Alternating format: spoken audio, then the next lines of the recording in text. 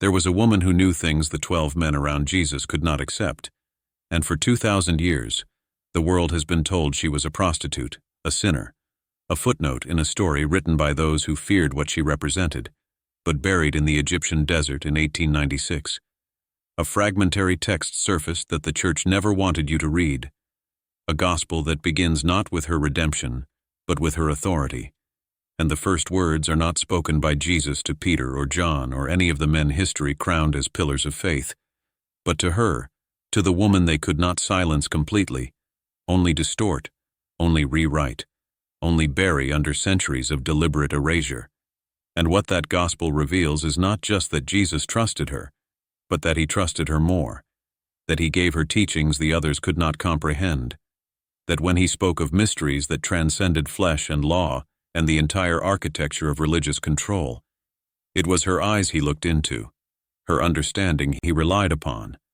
And the men, the ones whose names would become synonymous with Christianity itself, were jealous, confused, and eventually they made sure her voice would be drowned in the noise of their own. But the fragments remain, and in those fragments is a truth so destabilizing to the foundations of institutional religion that even today, even among those who consider themselves progressive or open-minded, there is a visceral discomfort when you say her name correctly, when you call her not Magdalene the penitent whore, but Mary the Apostle, Mary the Beloved, Mary the one who understood what it meant to see beyond the veil of the material world. And that discomfort, that instinctive recoil, is not accidental. It is the residue of a 2,000-year campaign to ensure that no woman would ever again stand where she stood, at the right hand of divinity, speaking truths that men could not control. The Gospel of Mary, as scholars call it, was never meant to survive. It was written in the early centuries after Jesus walked the earth, in a time when Christianity was not one monolithic institution, but a chaotic sprawl of communities, each with their own texts, their own teachers, their own understanding of what Jesus actually meant. And in some of those communities, Mary Magdalene was not a marginal figure. She was the central one, the teacher of teachers, the one who had received the secret knowledge directly from the source, and the text itself. What little remains of it begins with a scene that should make anyone who has been raised in traditional Christianity deeply uncomfortable. The disciples are afraid. They are lost. Jesus has died, and they are paralyzed by fear and confusion. And it is not Peter who steps forward to lead. It is Mary. She comforts them. She turns their hearts toward understanding. And then she begins to recount a vision, a teaching that Jesus gave to her alone, something about the soul's journey through hostile cosmic powers, something about the nature of sin and ignorance, something that sounds nothing like the simple moral parables of the canonical Gospels. And immediately the text fractures into tension, because Andrew, one of the brothers, questions her. He doubts whether Jesus would really teach such things. And then Peter, the rock upon which Jesus supposedly built his church, loses his composure entirely. He demands to know why Jesus would speak privately to a woman, why he would give her visions and teachings that the men did not receive. And the rage in his question is not theological, it is territorial. It is the rage of a man who cannot accept that his proximity to Jesus, his maleness, his assumed authority, did not make him the most trusted. And another disciple, Levi, has to intervene. He tells Peter that if the Savior made her worthy, who are you to reject her? And that line, that single sentence, is the hinge upon which the entire hidden history of early Christianity turns, because it reveals that this was not a fringe argument. This was the central conflict, the question that would determine what Christianity would become, whether it would honor the full spectrum of Jesus' teachings and the full humanity of those who carried them, or whether it would calcify into a hierarchy that could only function by erasing half of its own origins. What happened next is not a mystery. It is a well-documented purge. By the time the Roman Empire adopted Christianity as its official religion in the 4th century, the texts that elevated Mary, that presented her as equal or superior in spiritual authority, were being systematically destroyed. The councils of bishops who decided which books would be canon and which would be heresy were not looking for truth. They were building an empire, and empires cannot function with ambiguity.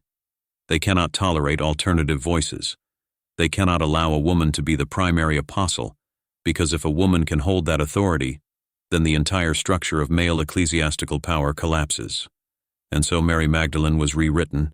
In the year 591, Pope Gregory I delivered a sermon in which he explicitly conflated Mary Magdalene with the unnamed sinful woman who anoints Jesus' feet, and with Mary of Bethany, collapsing three separate figures into one and branding her a prostitute. There is no scriptural basis for this, none. It is a fabrication, but it stuck. For over 1400 years, the Western Church taught that Mary Magdalene was a reformed whore whose only significance was that Jesus forgave her, and in doing so they turned the woman who held the deepest teachings into a cautionary tale about female sexuality. They made her repentance more important than her knowledge, her shame more defining than her authority. And this was not an accident of history. This was a deliberate theological weapon, because if Mary could be reduced to her body, if her identity could be sexualized and thereby dismissed, then no woman who came after her could claim spiritual authority without being similarly reduced, similarly sexualized, similarly dismissed. And the legacy of that slander is not ancient history. It is alive in every church that refuses to ordain women, in every theological argument that positions men as naturally closer to God, in every quiet assumption that when Jesus spoke of the kingdom, he was really only talking to half of humanity. But here is what they could not completely erase: the resurrection itself. Because even in the canonical Gospels, the ones that made it through the censors, Mary Magdalene is there at the tomb. She is the first witness, the first to see the risen Christ. And in the Gospel of John, there is a moment so intimate and so strange that centuries of commentators have struggled to domesticate it. Jesus appears to her, and she does not recognize him. She thinks he is the gardener, and then he speaks her name, Mary, and in that single word, she knows him, and she reaches for him, and he tells her, "Do not hold on to me, for I have not yet ascended, but go to my brothers and tell them." And that command, that commission, makes her the apostle to the apostles, the one who carries the message that the entire Christian faith is built upon, and yet her name does not appear in the creeds. Her feast day was not universally recognized until the 21st century, and even now when you say she was the primary apostle, people look at you like you are inventing a progressive fantasy, when in fact you are simply reading what the text has always said. You are simply noticing what has been hidden in plain sight. And the question is not whether Mary Magdalene was important. The question is why we have been trained not to see it, why we instinctively minimize her, why the image of her as a weeping penitent is more culturally powerful than the image of her as a teacher. And the answer is because the people who built the institutions we inherited needed her to be small. They needed her to be silent. They needed her story to serve their power, not her truth. The Gospel of Mary contains a teaching that is so philosophically radical that it makes most of modern Christianity look tame. Mary recounts that Jesus taught her about the nature of matter and sin, and in her vision, the soul ascends through a series of powers, archons, hostile forces that interrogate and attempt to trap it, and the soul defeats them not through obedience or sacrifice, but through knowledge, through gnosis, through understanding its own divine origin. And this is not the Christianity of the creeds. This is not sin and atonement and penal substitution. This is a vision in which the material world itself is a kind of prison, in which ignorance is the true enemy, and in which salvation is awakening to the truth of who you really are. And that teaching, that framework, was deemed heresy. It was called Gnosticism, and the Church spent centuries hunting down and burning every trace of it. But the reason they had to work so hard to destroy it is because it was not fringe. It was widespread. It was compelling. It was a legitimate interpretation of what Jesus taught, and Mary Magdalene was one of its primary voices. And so when they erased her, they were not just erasing a woman. They were erasing an entire understanding of the divine. They were narrowing the path, collapsing the mystery into doctrine, turning a living encounter into a legal contract. And in doing so, they created a Christianity that could be controlled, that could be institutionalized, that could be wielded as a tool of empire.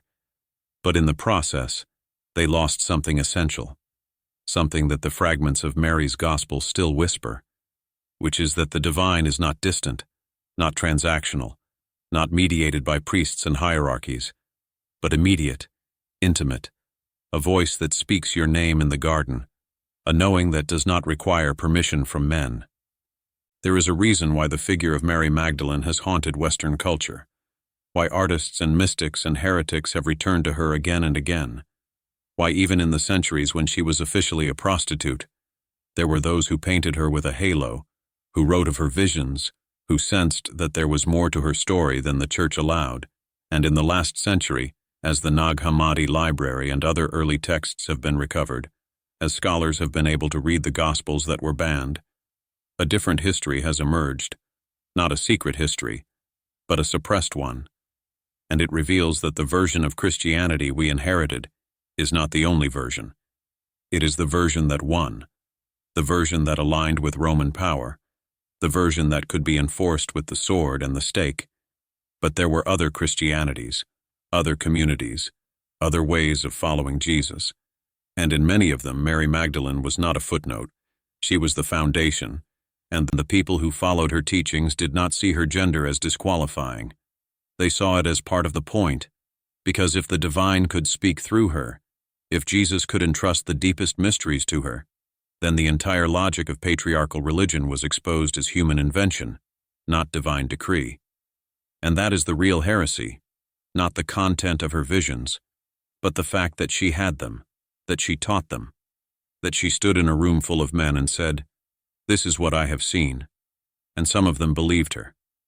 And that belief was dangerous, because it meant that authority could not be controlled, that truth could not be monopolized, that the Spirit, as it says in the Gospel of John, blows where it chooses, and you hear the sound of it but you do not know where it comes from or where it goes, and institutions cannot survive that kind of freedom. They need hierarchies, they need gatekeepers, they need someone to decide who speaks and who listens.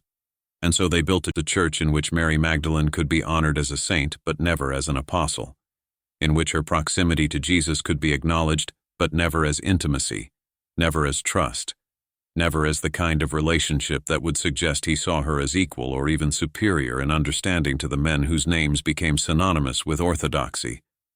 And perhaps the most heartbreaking part of this story is not that the Gospel of Mary was suppressed, but that even when it was rediscovered, even when scholars translated it and made it available, the world shrugged, because we have been so conditioned to accept the diminishment of women in religious history that even evidence to the contrary feels like a novelty rather than a revelation. Even the fact that Jesus appeared first to a woman, that he called her by name, that he sent her to proclaim the resurrection, is treated as a charming detail rather than a theological earthquake. And the reason is because we have inherited a religion that has spent 2 millennia teaching us that women are secondary, that their voices are less authoritative, that their experiences of the divine are less trustworthy, and that conditioning does not disappear just because you read an ancient text. It is in the bones of the culture. It is in the assumptions we do not even know we are making. And so when you say that Mary Magdalene was the apostle Jesus trusted most, people hear it as a modern imposition, a feminist rewriting of history, when in fact it is the recovery of what was always there, what was written in the earliest sources, what the church had to actively work to erase.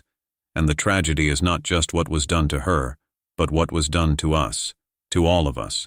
Because when you silence half of the voices, when you erase half of the witnesses, you do not just lose their stories, you lose the fullness of the truth. You lose the dimensions of the sacred that they alone could articulate, and you are left with a truncated, flattened, controllable version of something that was once wild and infinite and dangerous to every structure that sought to contain it. And maybe that is the real reason the Gospel of Mary was buried, not because it was false, but because it was too true, because it remembered a time before the church became an empire, before the message became an institution, before the mystery was replaced with certainty. And in that memory is a question that no hierarchy can afford to let you ask, which is, what else have they taken from us? What other voices were erased? What other truths were too threatening to survive? And if Mary Magdalene, the woman who saw the risen Christ, the woman who carried the secret teachings, the woman Jesus trusted above all others, could be rewritten as a prostitute, then what else have we been taught to believe that is a lie? What else is written in the margins, burned in the fires, buried in the sand, waiting for someone to care enough to dig it up and let it speak again?